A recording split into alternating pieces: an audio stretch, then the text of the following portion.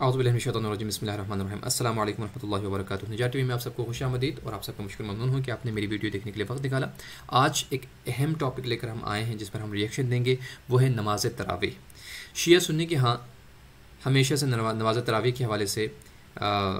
اس بات پر اختلاف رہا ہے کہ شیعہ اس نماز کو نہیں مانتے اور سرے سے ہی اس نماز کے وجود سے انکار کرتے ہیں، اور جبکہ اہل سنت میں خود اہل سنت کے جو فرقے ہیں آپس میں، چار امام کے جو ماننے والے لوگ ہیں، وہ اس نماز کے لے کر جو ہے وہ اختلاف کرتے ہیں۔ لیکن اختلاف کے باوجود بھی ہم دیکھتے ہیں کہ یہ ہر شہر میں، ہر گلی کوچے میں بڑے اہتمام کے ساتھ اس نماز کا جو ہے وہ انتظام کرتے ہیں تاکہ اس نماز کو پڑھ کر ثواب حاصل کر سکیں۔ تو ہم یہاں پر سوالات بہت سارے رکھنے والے ہیں کہ کیا یہ نماز رسول اللہ صلی اللہ علیہ وسلم نے پڑھائی تھی؟ تو اس حوالے سے آپ کے پاس کیا دلائل موجود ہیں؟ کیا جو نماز تراویح کا لفظ آپ لوگ بولتے ہیں تراویح، ترویحہ سے، تو اس تراویح کے جو لفظ ہے یا کسی آپ کے صحاح ستہ میں سے کسی ایک کتاب سے ثابت ہے یا نہیں ہے؟ تو دوسرا سوال یہ ہے۔ تیسرا سوال یہ ہے کہ آپ لوگ کیوں اختلاف کرتے ہیں؟ جب ایک نماز کو اتنی زیادہ اہمیت کے ساتھ جب پڑھ رہے ہیں تو پھر اس بات پر کیوں اختلاف کر رہے ہیں کہ یہ نماز نافلہ لیل ہیں یا پھر یہ الگ سے کوئی نماز ہے، یا یہ 8 رکعتی ہے یا کیا یہ 20 رکعتی ہے؟ تو ان پر کیوں اختلاف کر رہے ہیں جب آپ کے پاس ثابت ہیں اور اس کو اتنی اہمیت کے ساتھ، تاکید کے ساتھ پڑھ رہے ہیں؟ تو پھر ہونا یہ چاہیے کہ کسی قسم کے کوئی اختلاف یا کسی قسم کا کوئی شائبہ یا شبہ نہیں ہونا چاہیے۔ تو ان تمام سوالات کو ہم آگے لے کر چلیں گے انشاءاللہ۔ ایک اہل سنت کے مرحوم مغفور ابھی دنیا میں نہیں، اللہ غریق رحمت کرے، ان کے قبر پر رحمت کرے، مولانا اسحاق رحمۃ اللہ علیہ، کہ جنہوں نے اپنی پوری زندگی بہترین اسلام کا مطالعہ کیا، اور یہ علماء سنت میں سے ان علماء میں سے ہیں جو کہ متشدد نہیں ہیں، کہ جو فرقہ وارانہ طور پر جو باتیں کر کے ایک دوسرے کو لڑانے کے لیے یا ایسی باتیں چھپانے کے مشہور ہوتے ہیں بہت سارے لوگ، بہت سارے علماء اہل سنت، کہ جو باتیں، جن باتوں سے یا جن احادیث سے یا جن قصوں سے یا جن باتوں سے کسی بھی طریقے سے شیعہ عقائد کی اگر تائید ہو رہی ہو، کہیں پر شیعہ عقائد مضبوط ہو رہے ہوں، کسی بھی طرح کے کوئی چانس ہو، تو وہ ان احادیث کو چھپا لیتے ہیں، پردے کے اندر ڈال دیتے ہیں۔ تو یہ ان علماء میں سے نہیں ہیں، یہ برملا اپنے عقائد کا اظہار کرنے والے اور صحیح معنوں میں بہترین عقائد اہل سنت کو بیان کرنے والے علماء میں سے ایک عالم دین تھے، خدا رحمت کریں اور ان کو اجر عظیم عنایت فرمائے اس کام پر، اس عظیم کام پر۔ تو آج کل جو علماء جو ہے وہ اس بات پر شیعوں کے ساتھ لڑتے ہیں اور آپس میں ایک دوسرے کے ساتھ اختلاف کرتے ہیں کہ نماز تراویح جو ہے وہ ایک واضح نماز ہے اور رسول اللہ کی جو سنت ہے، اور اس کے بعد حضرت عمر نے اس سنت کو جو ہے وہ قائم کیا۔ تو اس حوالے سے ہم ان تمام سوالات کو اگر لے کر، سب سے پہلے ہم ان کے کسی مرید نے ان سے سوال کیا یا ان کے چاہنے والے نے، تو اس سوال میں انہوں نے تراویح کا جو ہے لفظ استعمال کیا۔ تو اس حوالے سے مولانا اسحاق کا کیا کہنا ہے اور اس نماز کے متعلق، اس کے وجود کے متعلق، اور یہ کہاں سے چلی اور یہ کس کی سنت ہے، ان تمام سوالات کے جوابات انشاءاللہ آپ کو اس ویڈیو میں ملنے والے ہیں۔ تو چلیے خود اہل سنت کے کسی برجستہ عالم دین سے پوچھتے ہیں، تراویح کیوں کہتے ہیں؟ ڈاکٹر راجہ صاحب، اس نام نے نا اتنا مسلمانوں میں انتشار پیدا کر دیا کہ بعد میں یہ نام گڑا گیا صدیوں بعد۔ یعنی یہ کیا کہہ رہے ہیں؟ انتشار۔ یہ نماز تراویح کا جو لفظ ہے نا، اس نام نے ہی انتشار پھیلا دیا، جبکہ صدیوں بعد یہ نام جو ہے وہ اس نماز کے لیے واضح ہوا ہے، واضح اختراع۔ نہ اللہ کے رسول نے یہ لفظ بولا، نہ صحابہ نے بولا، کسی نے نہیں۔ بعد میں یہ نام بول دیا گیا صلاۃ التراویح، تراویح کی نماز۔ لوگ شبہ میں پڑ گئے کہ یہ شاید کوئی الگ نماز ہے۔ آپ حضرات بالکل یقین جانیں، اللہ گواہ ہے کہ دنیا جہان میں دفتر حدیث میں ایک لفظ نہیں کہ رسول اللہ نے رمضان شریف میں کوئی نئی نماز پڑھی، کوئی نئی نماز نہیں پڑھی، ایک رکعت نہیں پڑھی۔ وہی نماز تہجد جو آپ کی عادت تھی وہی پڑھتے تھے، وہی 11 رکھتے تھے۔ اور 11 رکعتیں ہمارے ہاں بالکل اس بات پر احادیث اور دلیل موجود ہیں۔ شیعوں میں 11 رکعت نماز شب اور پورے سال کے لیے ہیں، اور نماز شب کی تائید مثلا ان پاکیزہ مہینوں میں، شعبان میں، رمضان میں اور رجب میں بہت زیادہ ہے۔ تو وہی نماز نافلہ لیل یعنی 8 رکعت نماز شب، 2 رکعت نماز شف اور 1 رکعت نماز وتر یعنی 11 رکعت نماز۔ تو شیعہ سنی میں اس میں کوئی اختلاف نہیں ہے، لیکن اختلاف کس طرح سے وجود میں ہے یہاں پر بتا رہے ہیں۔ لمبا پڑھتے تھے، ان کو خوبصورت بنا کر پڑھتے تھے، اور یہی حضرت عمر رضی نے حکم دیا جب انہوں نے 2 قاری پڑھ کیے۔ پہلے انتشار تھا کہ لوگ اکیلے اکیلے پڑھتے یا 2 3 مل کر کئی جماعتیں الگ الگ کرتے۔ انہوں نے کہا یار اگر اس وقت ہی تم نے پڑھنی ہے تو بہتر ہے کہ میں تمہیں ایک امام پڑھ اکٹھا کروں۔ پھر ایک دن آئے، جماعت ہو رہی، آپ نہیں شامل ہوتے تھے، نہ حضرت علی ہوئے نہ عثمان۔ تو یہاں پر بتانا یہ چاہ رہے ہیں کہ حضرت عمر نے جو نماز شب پر لوگوں کو جمع کرنے کی خواہش کی وجہ سے انہوں نے کیا کیا کہ کوئی رہ نہ جائے، کوئی دیر نہ ہو جائے، کوئی اس نماز سے محروم نہ ہو جائیں، تو سب نماز جو ہے وہ ایک ہی وقت میں اکٹھا پڑھ لیں، یعنی اکٹھے ہو کر نماز پڑھ لیں، تاکہ نماز شب کا ثواب سب کو مل جائیں، اور اس کی تاکید اس لیے کہ تاکہ وہ لوگوں کے اوپر جو ہے ان کے اذہان پر ان میں زیادہ جو ہے اس کی برتری جو ہے وہ اس کی اہمیت جو ہے وہ واضح ہو۔ تو اس کام کے لیے انہوں نے کیا کیا، ایک ہی بندے کے پیچھے نماز پڑھیں، یعنی جماعت کی شکل میں پڑھیں بلکہ جماعت کے ساتھ نہ پڑھیں۔ لیکن اہل سنت کے علماء آپس میں شدید اختلافات موجود ہیں ان کے ہاں، لیکن جو وہابی اور متشدد جو علماء ہیں اہل سنت کے، تو وہ لوگ اس بات پر جو ہے وہ واضح کرتے ہیں کہ ان کے ہاں نماز تراویح یعنی جو نافلہ نماز ہے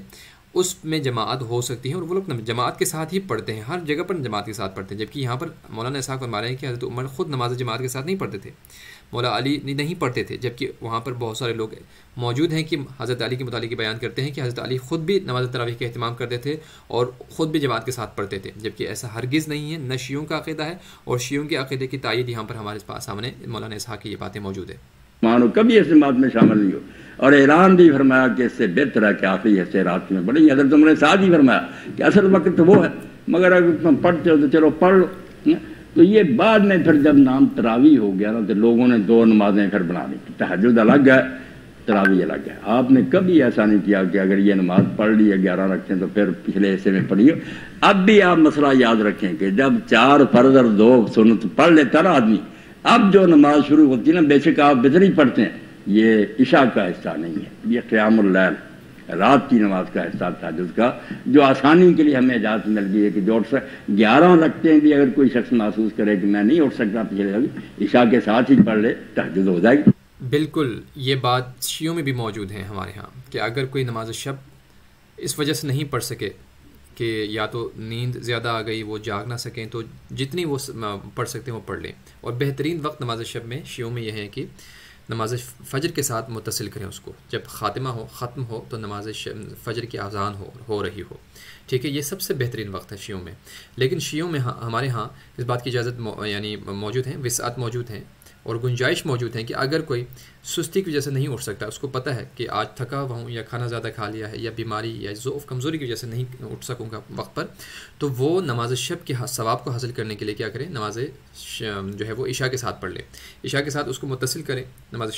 شب کو، یا پھر سونے سے پہلے جو ہے وہ نماز شب پڑھ سکتے ہیں، یا جتنی گنجائش ہو وہ پڑھ سکتے ہیں، یعنی آخر میں اگر 1 رکعت کی بھی اگر گنجائش موجود ہے اس کے پاس تو وہ بھی اگر وتر کو بھی پڑھ لے تو بھی اس کو ثواب مل جاتا ہے، کیونکہ خدا کے ہاں کسی چیز کی کمی نہیں ہے، اس کے خزانے کھلے ہوئے ہیں۔ لہٰذا اس بات کی تائید ہو رہی ہے کہ شیعوں میں بھی اور اہل سنت میں بھی جو نماز شب کا طریقہ ہے اور اس کے حوالے سے جو فتاویٰ موجود ہے اور اس کے طریقے موجود ہے، احادیث موجود ہے، وہ بہت زیادہ ایک دوسرے کے ساتھ ملتے ہیں۔ لہٰذا بہت اچھی بات ہے کہ شیعہ سنی ان تمام چیزوں میں ایک دوسرے کے قریب ہو جائیں، بجائے اس کے کہ ہم رمضان ٹرانسمیشن کے نام پر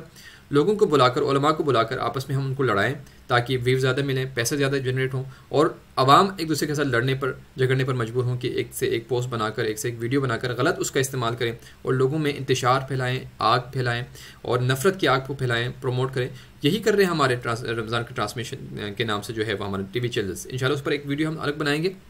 لیکن میرا خیال یہ ہے کہ ہمارے جو ٹی وی چینلز والے ہیں وہ یہی کام کر رہے ہیں کہ زیادہ اتحاد کو پروموٹ کرنے کے بجائے، آپس میں پیار محبت کو بڑھانے کے بجائے، وہ ایک دوسرے کو نفرت سے دیکھنے اور ایک دوسرے سے نفرت کرنے اور ایک دوسرے سے دوری اختیار کرنے والی باتوں کو اور بہت ہی حساس ٹاپک کو چھیڑتے ہیں کہ جس کا کوئی نتیجہ نہیں نکلتا، صرف نتیجہ غلط نتیجہ نکلتا ہے، اچھا نتیجہ نہیں نکلتا۔ تو چاہیے کہ اس پاکیزہ مہینے میں غلط طرح کے پروگرامز نہ کریں، ایک دوسرے کے ساتھ انتشار اور افتراء کو ختم کرنے کا مہینہ ہے، اتحاد کو بڑھانے کا مہینہ ہے، پیار و محبت کو بڑھانے کا مہینہ ہے۔ تو جو چیزوں میں جن چیزوں میں شیعہ سنی ایک ہو سکتے ہیں، جن باتوں میں شیعہ سنی ایک ہو سکتے ہیں، ان باتوں کو لا کر ایک اتحاد کی فضا قائم کریں، جس فضا میں سب آرام اور سکون کے ساتھ سانس لے سکے۔ آگے میں آپ کو یہ بھی بتاتا چلوں کہ نماز تراویح کے نام پر اہل سنت کے ہاں بہت زیادہ افسوس کے ساتھ جو ہے وہ ہمیں بیان کرنا پڑتا ہے کہ جب کہیں دنیا میں قرآن کی توہین ہو رہی ہو، جب کہیں قرآن کو جلایا جاتا ہے، تو یہاں پر ڈنڈے بردار پتہ نہیں کہاں سے آ جاتے ایک اللہ کی مخلوق ختم نبوت کے نام سے اور پتہ نہیں کس کس نام سے آ جاتے ہیں اور اپنی جانیں قربان کرنے کے لیے تیار کرتے ہیں، جبکہ ان میں سے کسی ایک بندے کو کلمہ صحیح طرح سے نہیں پڑھنا آتا، لیکن وہ قرآن کی حرمت وہاں پر جو ہے وہ پامال ہو رہی ہے۔ فرانس میں اور فلان جگہ پر قرآن کو جلایا گیا، قرآن کی بے حرمتی کی گئی، اس بے حرمتی کو برداشت نہ کرتے ہوئے یہ لوگ جو قرآن صحیح طرح سے نہیں پڑھ سکتے، جو کلمہ صحیح طرح سے نہیں پڑھ سکتے، یہ روڈ پہ اگر اپنی جانیں دینے کے لیے قربان کرنے کے لیے تیار تو ہیں، لیکن یہ خود نہیں جانتے ہیں کہ جب یہ نماز تراویح کے نام پر نماز پڑھنے کے لیے جاتے ہیں تو زیادہ ثواب کمانے کے چکر میں جو حافظ قرآن کے آیات کی دھجیاں اڑاتے ہیں، قرآن کی بدترین گستاخی کرتے ہیں تلاوت قرآن کو جو لے کر، کہ جس میں اللہ نے فرمایا کہ ورتل القرآن ترتیلا، قرآن کو ترتیل سے ٹھہر کر پڑھو، اور یہ لوگ کس طرح سے ثواب کے چکر میں، پیسے کے چکر میں اور لوگوں کو بیوقوف بنانے کے چکر میں قرآن کی کس طرح سے بڑی طرح سے گستاخی کر رہے ہیں اور کس طرح سے توہین کر رہے ہیں، لیکن اس توہین پر کوئی اہل سنت کے عالم دین جو ہے وہ کچھ نہیں بولتا۔ کتنی بڑی گستاخی، کتنی بڑی توہین ہے کہ اگر اس طرح سے قرآن پڑھنی ہو تو نعوذ باللہ نہ پڑھنا ہی بہتر ہے۔ جس طرح سے یہ پڑھے جا رہے ہیں، میں آپ کو بھی دکھاتا ہوں کہ جس طرح سے نماز تراویح کے نام پر قرآن پڑھے جا رہے ہوتے ہیں، قرآن کی تلاوت کی جا رہی ہوتی ہے، تو اس کو اگر آپ نے پڑھنا ہی ہے تو خدا رے ایسے نماز تراویح سے تو توبہ ہی۔ آپ دیکھیں، میں آپ کو دکھاتا ہوں ابھی۔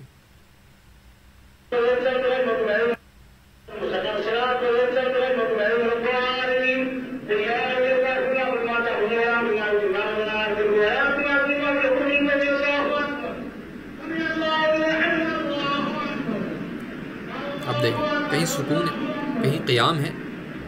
کہیں کوئی وقف ہے۔